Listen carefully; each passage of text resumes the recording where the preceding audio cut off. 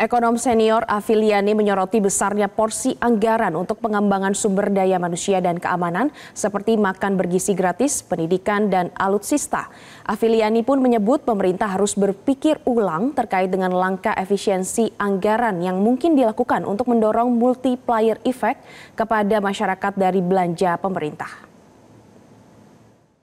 Iya, kalau kita lihat kan dari program visi Presiden Prabowo itu memang banyak sebenarnya kepada rakyat ya. Jadi kalau kita lihat yang akan dilanjutkan program-program pastinya adalah MBG, kemudian pendidikan terhadap sumber daya manusia itu akan porsinya akan lebih besar dibandingkan tahun yang sebelumnya ya.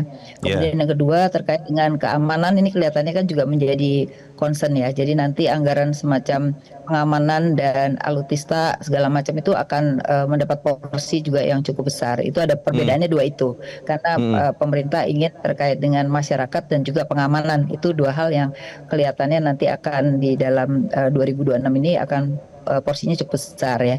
Nah memang dari efisiensi yang terjadi di 2025 ini kemungkinan terkait dengan misalnya perjalanan dinas dan hal-hal yang tidak efisien dan itu perlu dialihkan gitu ya. Nah ini yang memang perlu menjadi prioritas. Kenapa? Karena ini nanti ada kaitannya dengan multiplier effect terhadap ekonomi ya. Karena kalau kita lihat tujuannya pemerintah bagus, tapi kalau tidak sampai pada multiplier efek ekonomi ini yang berbahaya karena kita membutuhkan tidak hanya sekedar pertumbuhan yang tinggi tapi juga pemerataan ya. Kemudian kelas menengah bawah ini juga mendapat porsi di luar yang miskin. Kalau yang miskin kan dapat BLT ya. Jadi mereka masih bisa hidup gitu. Nah, jadi menengah bawah inilah yang perlu dipikirkan agar mereka menjadi juga sumber pertumbuhan ekonomi, tidak hanya menengah atas dan bawah saja begitu. Ini yang saya lihat dari APBN di 2026. Download Metro TV Extend sekarang.